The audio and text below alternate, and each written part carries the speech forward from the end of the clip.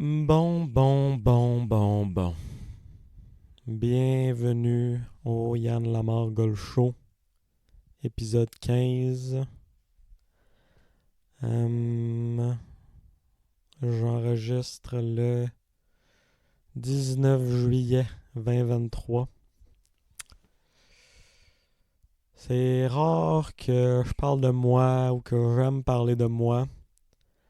On est le lendemain de ma meilleure ronde à vie que j'ai réussi à faire en tournoi et clutcher puis gagner par un coup. Donc, hier, il y avait un tournoi à Ottawa du East Coast Pro Tour. C'était une journée. C'était un peu un tournoi pour ceux qui ne s'étaient pas qualifiés pour le lundi. Dans le fond, lundi, il y avait une qualification pour le tournoi à Ottawa de PGA Tour Canada. Donc, il y a plusieurs joueurs qui ont essayé de se qualifier. Puis, ils en prennent juste 8. Donc, la plupart qui n'ont pas qualifié sont venus compétitionner à Ottawa. Puis, votre animateur ne s'est pas qualifié. Joué du bon golf, mais malheureusement, comme tout le dernier mois, mon putter était froid. 2-3 potes, un 4 potes sur le front, ça m'a mis un peu hors de la course vite. J'ai essayé de revenir du mieux que je pouvais, mais le putter voulait rien savoir. Puis c'était un peu l'histoire du mois de juin puis du mois de juillet. De la bonne strike, mais du putting ordinaire. Puis, malheureusement, ça fait des scores ordinaires.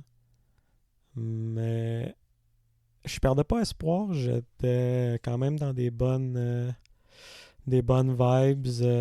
Mettons, j'appelais mon père après les rondes, j'appelais ma blonde. Puis, même mon père était surpris de me voir avec bonne mine et je jouais des scores vraiment ordinaires en strikant super bien. Puis je me disais, Caroline, ça fait je sais pas combien de rondes de suite que tu alignes des super belles strikes, driving, shot de fer, wedging. Je wedge mieux que j'ai jamais wedgé de toute ma vie en ce moment. Puis en général, on dit souvent, là, si tu wedges proche, tu vas scorer. Mais là, le putter était tellement pas coopératif que ça n'arrivait pas. Et puis là, je suis arrivé à Meadows, club de golf que j'avais jamais joué. J'avais pas eu le temps de jouer à cause de la qualification du lundi. Je me suis pointé là encore une fois dans une bonne vibe. Avec mes bons swing thoughts que j'ai depuis un bon moment. J'ai fait du super bon travail avec mon père pour mon swing. Puis mon compatriote, collègue, roommate professionnel Brandon Lacasse qui m'a aidé énormément avec mon wedge game. Brandon qui est je mets vraiment sur un piédestal au niveau du wedging puis de ses shots de fer. Donc je suis toujours en train d'essayer d'apprendre de lui. Puis il a été très généreux de son temps dans les dernières semaines. Moi, j'essaie de l'aider avec son putting, puis lui, il m'aide avec mon wedging. C'est un peu notre petit partenariat en ce moment. Je pense que les deux, on est quand même contents. Brandon a qualifié lundi, a gagné la qualif, en fait, a joué 65. Ça avait l'air facile, la façon qu'il me le disait, mais d'après moi, son putting est un petit peu mieux. Je vais prendre un peu de crédit pour ses bons scores. Mais bref, c'est ça. Fait qu'on est arrivé mardi à Ottawa. Et je vais pas vous compter toute ma game, mettons, mais je suis parti au 1, frappé ma shot de wedge à 4 pieds, short du trou, petit pot de droite en montant. Puis je fais un pot dégueulasse, je touche même pas au trou. Malheureusement, un peu dans ma tête, c'était comme un peu reparti. J'étais comme bon. Ça va être une autre journée comme ça. Les journées les journées se ressemblent un peu de ce temps-ci. Puis juste pour dire, mettons, j'étais dans la chambre d'hôtel lundi soir avant le tournoi. J'ai poté de comme 8h à minuit dans la chambre d'hôtel. Je me filmais, le miroir, mets la ligne, la patente. J'ai poté sans arrêt dans la chambre d'hôtel, nu-pied. J'étais en chest à un moment donné. Je délirais, je checkais des vidéos YouTube. C'est tout ce qu'il faut pas faire. Puis là, je pars au 1, je touche pas au trou. Je suis comme, bon, ok. Mais je perds pas espoir. Je me dis, Chris, tu strikes tellement bien, on sait jamais. Fait que 2, 3, 4 se passe encore. Tu sais, je fais un putt, à un moment donné, je fais un 6 pieds pour bird, mais ça a même pas l'air d'un bon putt. Là, tu sais, je la file pas. Puis, donc, je me suis rappelé que j'étais allé voir mon hypnothérapeute, Pat Englund, qui était mon invité dans le podcast la semaine passée. Si vous ne l'avez pas écouté, allez écouter ça, c'est super intéressant. J'étais allé le voir la semaine passée. J'avais comme donné une petite leçon là, pour son golf à lui. Puis il est tellement généreux. Après la leçon, il m'a juste comme. On a commencé à parler de moi. Hey Yann, et toi, comment ça va? T'es-tu content? Nanana, qu'est-ce qui se passe? Puis j'ai dit, ah Pat, en ce moment, j'ai vraiment dans les meilleures journées de striking que j'ai jamais eues, mais je rentre dans des bad moods avec mon putting. Ici, comme, il dit, on dirait, quand j'ai des bonnes journées, le trou est immense, mais dès que j'ai une mauvaise journée ou que je perds confiance, le trou, il est gros comme une bille. Là. Il n'y a rien qui rentre. Puis Pat, il m'a juste dit, ah, ok, ouais, c'est intéressant, tu sais. Il dit, prochaine fois que tu le sens pas trop sur ton putting, essaye de changer quelque chose. Il dit, pas technique, mais mental. Essaye de visualiser quelque chose d'autre. Essaye de sentir quelque chose d'autre. Vas-y avec tes sens un peu. Essaye de voir quelque chose de différent. Là. Change ton approche. Tu ne changes rien dans ta technique. Il dit, je suis sûr que ton stroke est bon. Puis il dit, moi, je connais pas ça. Change ta technique. Fait que là, je suis un peu... puis j'ai dit, ah ben oui, let's go, je vais l'essayer. Fait que j'avais pas eu le temps de jouer beaucoup entre ce que je l'ai vu puis mes rondes de tournoi. Fait que j'étais un peu en expérimentation. J'ai dit, je vais expérimenter ça. Puis j'arrive au 5e trou, c'est un par 5. Je le frappe en 2, mais je suis loin. Là. Je suis un bon comme de 40 pieds. Puis je fais ma routine classique encore. Fait que je suis dedans. Là, je fais tout comme d'habitude. Là, je suis derrière mon pote, puis j'essaie de filer ma vitesse. Puis je me dis, hey Yann, ce que Pat nous a dit, on essaie-tu quelque chose d'autre? Je me suis dit, je vais essayer de la visualiser, la voir rentrer dans le trou. Puis, c'est un pote de 40 pieds, là. C'est clairement pas un pote que tu t'attends à faire. Puis c'est clairement pas ma force, moi. Si on veut lag poter ou faire un bon premier pot, on va dire, à 30 pieds et plus, c'est probablement une de mes faiblesses. Fait que c'est clairement pas un pot que j'essaye de faire. Moi, je ferais 2 pots, je serais bien content. Surtout avec comment j'ai poté les dernières semaines. Mais je suis comme, voilà rentrer dedans. Fait que je suis derrière mon pot, je file ma vitesse, puis je commence à le voir dans ma tête. Je vois le pot rentrer dans le trou à une certaine vitesse, puis on dirait que ça me donne du fil. J'embarque sur le pot, je le regarde un peu, je le vois encore aller dedans, je la stroke, je la calisse dedans. 40 pieds pour Eagle. Je vais la garder à pin en plus, je suis en mode, on essaye quelque chose de différent, whatever. Je la crisse dedans. Elle est rentrée exactement comme je voyais dans ma tête, à la même vitesse, en plein cœur, exactement la ligne que j'avais visualisée. Je suis tabarouette. C'est alright, lève-là. Voici le nouveau tot pour la journée. Fait que là, je tombais 3 under après 5 à partir de là. Puis, pedal to the metal après, oh my god. La visualisation du putting s'est enclenchée. J'ai même pas eu à faire de long putt. Là. J'ai eu un 5 pieds bird à l'autre trou d'après. J'ai fait un 8 pieds par à l'autre d'après. Ça, c'était quand même un gros par. J'ai frappé ma drive dans l'eau. J'ai frappé une belle shot de wedge à 8 pieds. Fait le par pour garder le momentum. Je fais eagle au 9. Je fais bird au 10 à 3 pieds. Au 11, je la mets presque dedans en 2. J'ai un putt de moins d'1 pouce pour bird. Je tombe 8 en bas après 11. Moins 8. Ouh là là. Ouh là là.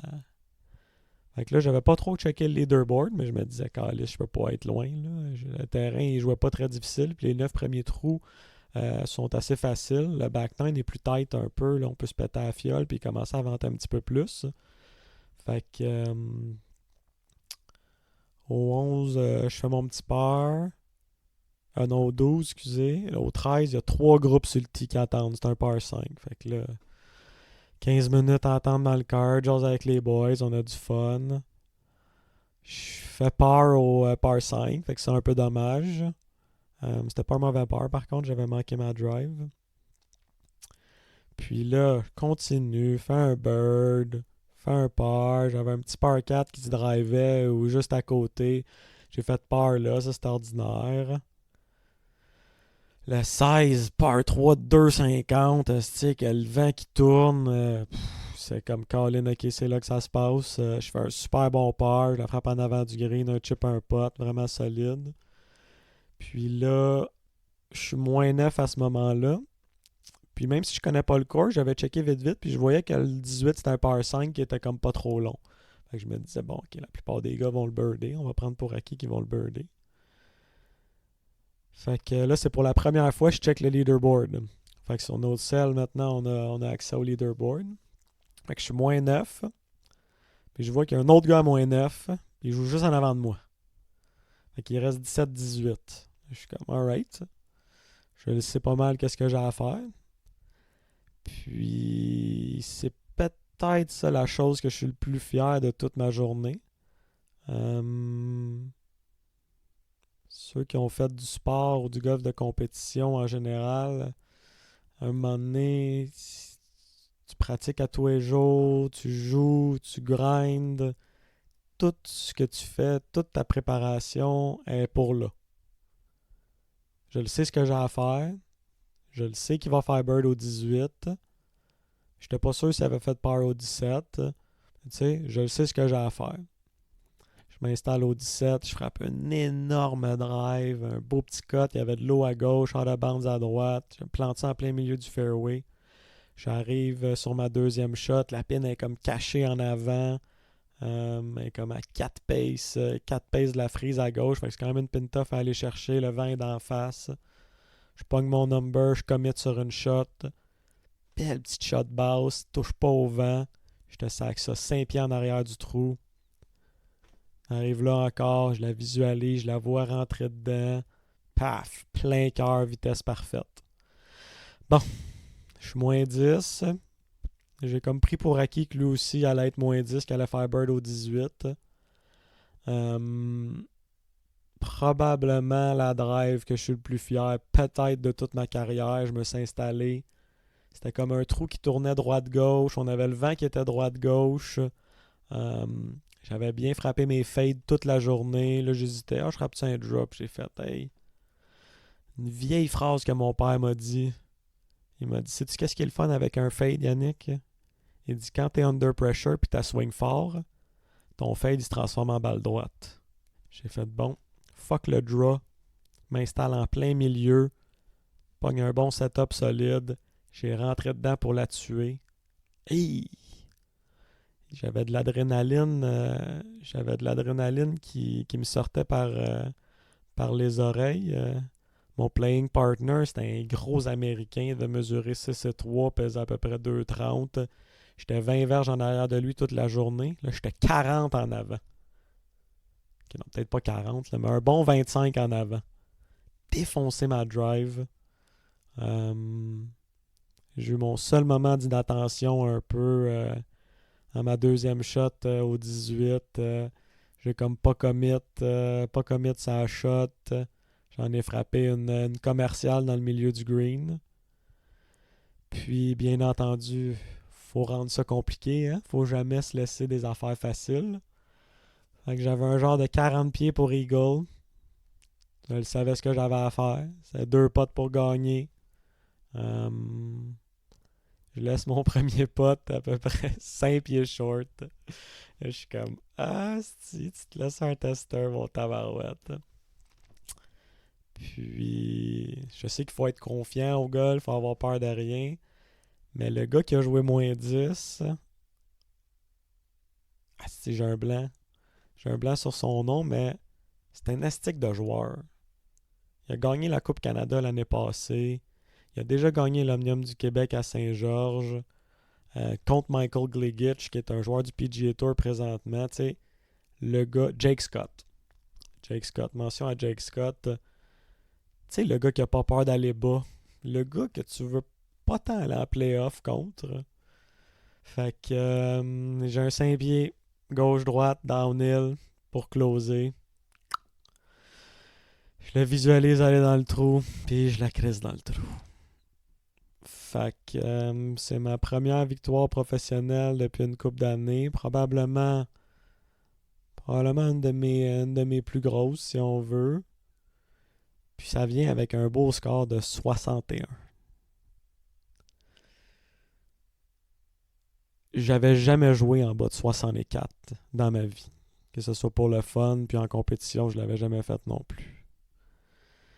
Fait que c'est une belle petite barrière mentale, physique, technique que j'ai réussi à casser hier. Et c'est mon premier course record aussi. Donc ça c'est toujours le fun à avoir dans son scrapbook. Puis c'est un peu drôle. Jake Scott, qui jouait le groupe en avant de moi, a eu le course record lui aussi, mais pendant 5 minutes. À le temps que je rentre signer ma carte. Fait que. Fait que ouais. 61.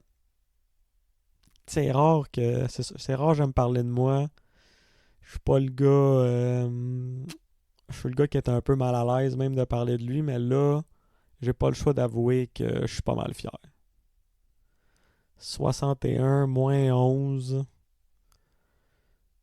Finir Bird pour gagner par un. Puis même finir par Bird, là, le 16, c'est un astique de trou. Ça fait plaisir. Ça fait plaisir. Le score 61 me fait vibrer, c'est sûr, sûr, sûr.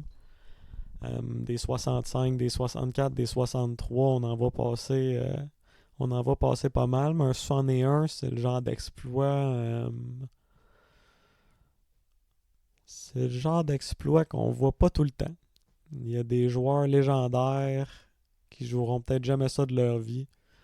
Ils jouent des terrains plus tough que moi hier, on va se le donner. Là. C'était pas un terrain de 8000 verges dans les montagnes avec des greens qui roulent à 14. Mais 61, je pense que peu importe le terrain, peu importe les conditions, ça vient avec un respect, ça vient avec ça vient avec un... Regarde, Chris, le gars, il sait jouer. Puis... Il y a eu bien des fois dans ma carrière où je me demandais si je savais jouer ou si je savais encore jouer. Puis cette année, je me suis pas posé la question une fois. Je vais vous le dire, là, mettons, là, dans mes dernières années, là, j'étais tout le temps dans le même pattern où est-ce que je commençais assez bien la saison. Je jouais bien au mois de mai, je me mettais pas trop de pression. J'arrivais d'un hiver qui avait pas eu trop de golf. Mois de juin arrivait, des plus gros tournois. Oh, ok, j'ai plus de golf dans le corps. Oh, les expectations montent. Ok, ben là, faut bien jouer, les gars. T'as plus de raison. Là, ça fait un mois que tu pratiques. J'avais toujours un ou deux tournois ordinaires, puis je perdais complètement confiance. Puis juillet, j'étais fini. Août, septembre, je recommençais à bien jouer un peu parce que ça sentait la fin. Puis cette année, il n'y a pas une fois où je me suis mis à douter. Il n'y a pas une fois où j'étais comme ah, si, là, qu'est-ce qui se passe, Yann? Pourquoi tu joues mal? Pourquoi ci? Pourquoi ça?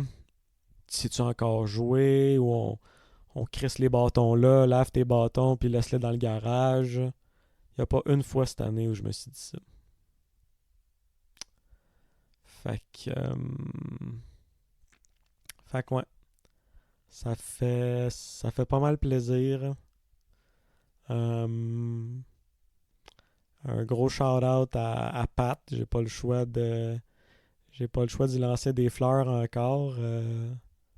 Encore une fois, allez voir notre dernier épisode, allez écouter notre dernier épisode, mais la petite demi-heure qu'on a eue à me dire, bon, là, la prochaine fois là, que tu n'arraches là, avec ton potting, là, essaye donc quelque chose de différent, essaye donc quelque chose d'autre. Ouf, ça a été payant. Ça a été payant comme il n'y a pas grand-chose qui a été payant dans les dernières années. Fait que, c'est ça. Merci au East Coast d'avoir organisé. Merci au commanditaire principal, Gator Remorque. Merci à Brett Fletcher d'Agence MS de me donner du stock. Il était vraiment pas obligé. Il fait de sa poche en plus. Brett, sans Brett, j'aurais pas d'équipement. Fait que un gros merci. Merci à ma blonde qui m'endure. Merci à mon père qui me supporte. Merci à Gab Boyer qui m'a aidé avec mon swing dans les dernières années. Merci à Brandon Lacasse qui m'a appris à wedger. On n'est jamais trop vieux pour apprendre des choses au golf. Hein? 32 ans, je savais pas comment wedger. Puis en 2 semaines, Brandon il a complètement changé ma game en dedans de 120 verges. Je suis méconnaissable en fait. Même je dirais en dedans de 150, 155, je suis un nouvel homme. Fait que merci Brandon. Bon, assez parlé de moi.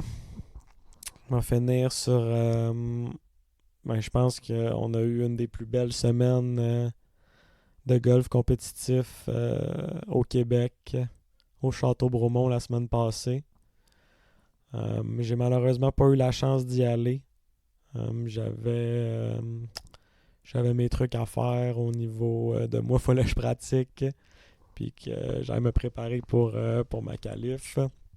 Fait que malheureusement, j'ai pas pu aller sur place, mais ça avait l'air incroyable. Tout le monde qui était là avait que des bons mots à dire. Au niveau organisation, au niveau le shine qu'ils ont mis sur les Québécois, ont vraiment... je pense qu'ils se sentaient comme des superstars, puis ça fait longtemps en tabarouette qu'on n'a pas des golfeurs québécois qui se sentent comme des superstars. Ça doit dater de l'époque Rémi Bouchard, Jean-Louis Lamar, Daniel Talbot, Stéphane Talbot, Carl Desjardins. Ça fait un estique de bout que t'es pas fier d'être pro au Québec. Là. On a eu des années un peu sombres où est-ce que c'était presque mal vu de jouer du golf professionnel au Québec. Tu te fais dire t'es donc bien sans dessin, tu joues pour des peanuts. Whatever, va vendre de l'assurance, que c'est tu Chris là. Puis la gang du château, Martin Ducharme, tout le monde, bravo.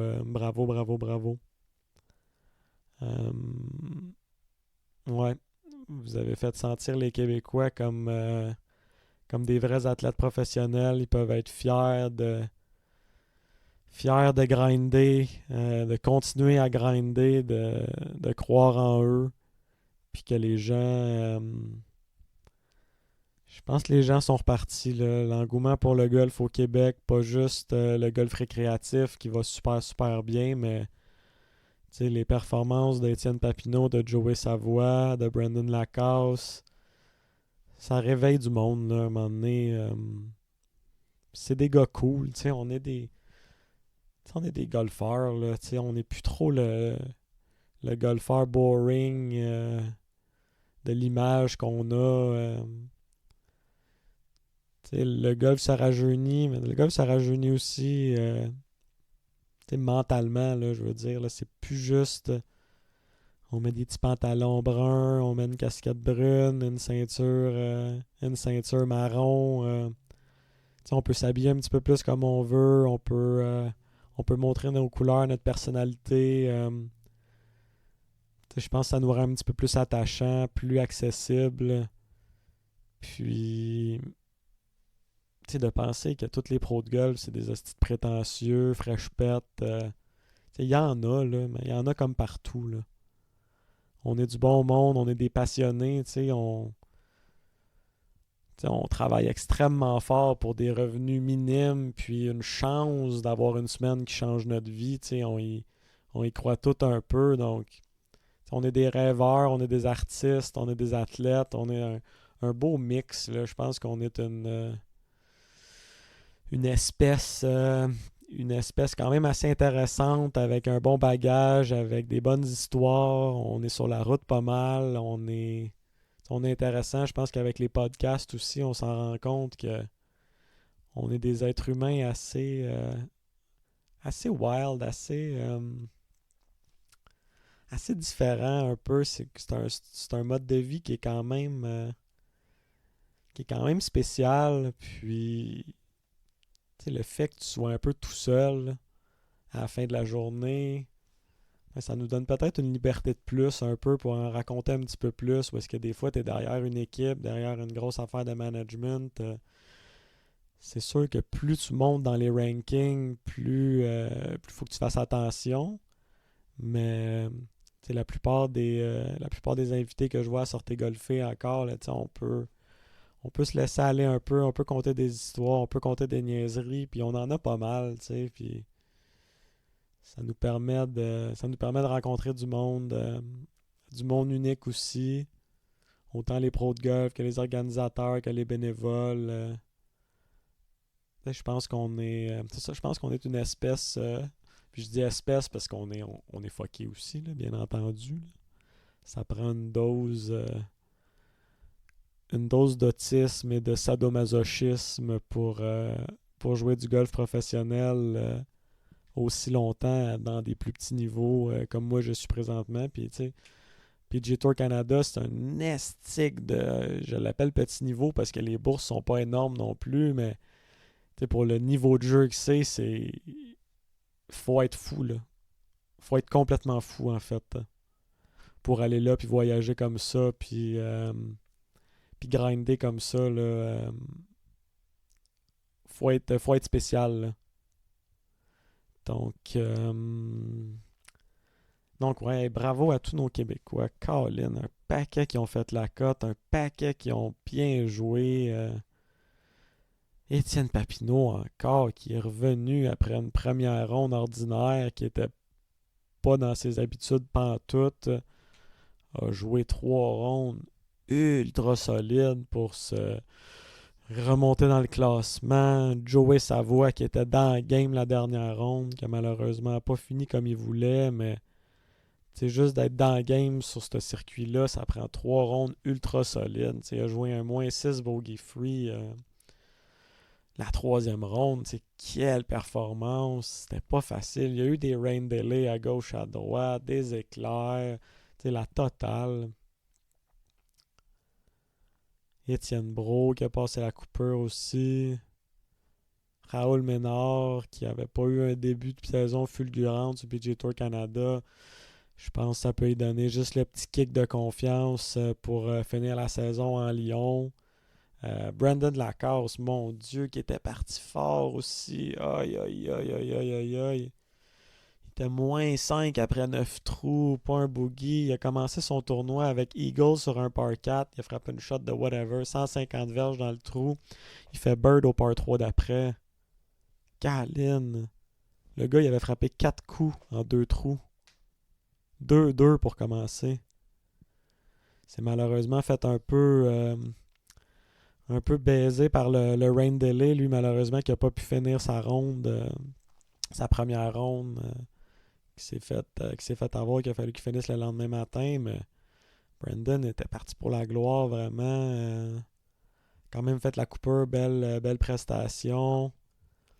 Puis, tu sais, beau. Comment dire, une belle démonstration de caractère aussi. Brandon qui savait qu'est-ce qu'il avait à faire. Dans le fond, si tu finis top 30, tu te fais inviter la semaine d'après. Fait que Brandon, il l'avait dans la mire. Le tournoi cette semaine est à Ottawa. Il est à Bromont là. Il est comme let's go, je finis top 30. Je suis garanti d'être dans le tournoi à Ottawa. Brandon qui manque le top 30 par seulement une shot, qui manque un pot d'Eagle au 18, qui est à côté, lip out. Il fait fuck off, il prend son char, il s'en va dormir à Ottawa le dimanche soir.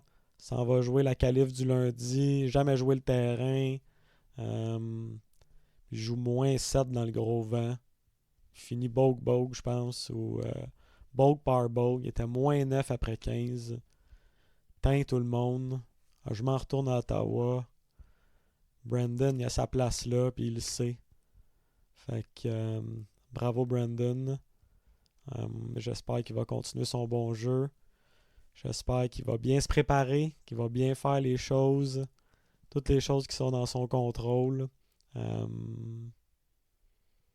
Ouais, fait que c'est reparti à Ottawa, plein de keb encore. On est dans le roster un peu classique là. On a Papineau, Joey, on va avoir Raoul Ménard, Étienne Brault, eux autres qui vraiment, je pense, sont bons pour la saison au complet. Là. On fait des cotes en masse pour avoir une entrée dans tous les tournois qui s'en viennent. Brandon qui a réussi à qualifier.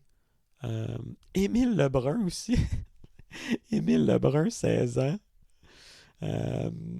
The Real Deal. J'ai parlé avec mon oncle Rémi Bouchard, qui est quand même une bonne légende du golf québécois, qui en a vu en masse du bon golf, puis qui en a joué en masse. Rémi, il me dit, j'ai vu jouer Émile Lebrun. He's the real deal. Fait que pour ceux qui connaissent Rémi, c'est pas le gars qui lance le plus de fleurs. Rémi, c'est un gars qui est très sûr de lui, qui a une énorme confiance en lui, puis qui... et c'est ça, est assez radin sur les fleurs qu'il lance, mettons. C'est pas le genre de gars qui... C'est pas le genre de gars qui va preach pour quelqu'un s'il le croit pas vraiment. Puis si, mettons, il a pas la langue dans sa poche non plus. Si quelqu'un dit oh my god, lui tu vas voir, il est incroyable. Rémi, s'il le trouve pas incroyable, il va dire ben tu sais quoi, il est bien ordinaire. Fait que non, Rémi, Émile Lebrun de Real Deal, qui a passé en playoff. Je pense qu'il y avait 10 gars pour 4 spots. C'est les playoffs. High pressure. Chaque shot compte énorme. Émile qui est fearless, qui est the real deal. J'ai rarement vu un gars qui a pas peur de même. Un gars qui ne voit pas les obstacles, qui voit que le flag, il voit que le milieu du fairway. Émile, j'en avais déjà parlé dans le podcast, là, mais quel beau talent. Quel golf mind, vraiment. J'ai comme l'impression que mentalement, c'est un des plus forts que j'ai jamais vu pour son âge. On l'entend souvent. Ah, les jeunes, ils ont peur de rien, ils vont. Émile, c'est un autre genre de fearlessness. Là. C'est extrêmement pur, extrêmement beau à voir. Puis Colin, il a 16 ans, on va avoir la chance de le suivre extrêmement longtemps. Fait que bravo Émile. Il va jouer je pense son premier tournoi PGA Tour Canada. Va pouvoir tester sa game contre des vieux routards, des jeunes stars de la NCAA. Va vraiment mettre sa game à niveau. Va pouvoir vraiment voir où est-ce qu'il se situe.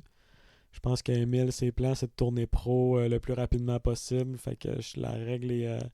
je pense que t'as pas le droit de tourner pro avant ton 18e anniversaire. Fait que ça va venir bientôt et Émile va pouvoir vraiment voir c'est quoi la compétition. PGA Tour Canada, souvent, c'est le tremplin pour les gens qui vont tourner pro cette année-là. Fait que ouais, bonne chance à Émile. Je pense que c'est tous les Québécois qui sont là. J'en ai peut-être oublié, j'espère que non. Mais bonne chance, on a une belle brochette encore cette semaine. Ça va être le fun à suivre. Je pense que le terrain est super sharp. Ils ont investi beaucoup dans les dernières années.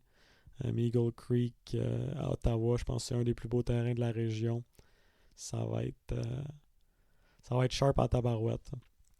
Donc, voici ce petit épisode. Je voulais vous partager ma ronde. J'espère que c'était pas trop boring. Est-ce que j'ai ça parler de moi? Mais je me suis dit 61, I guess, que je vais trouver une coupe d'affaires intéressante à dire.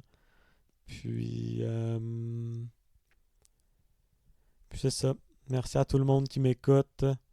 J'entends plein de bons commentaires sur le podcast, du monde qui m'écrivent, des fois du monde que je connais même pas.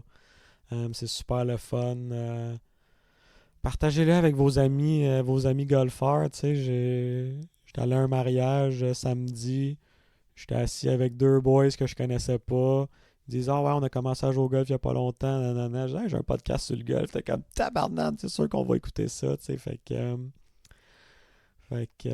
c'est ça. Parlez-en à vos amis, parlez-en à tout le monde. Allez vous abonner sur Spotify, allez vous abonner sur mon Patreon. Si vous avez une couple de dollars qui traîne, abonnez-vous.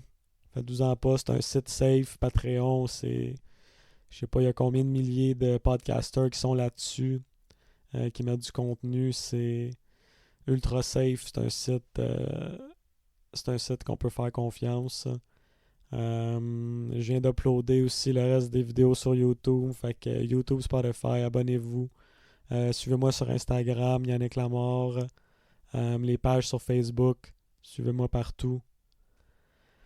Hey, je vous aime, mes listeners. Je vous aime. Merci d'être là encore cette semaine.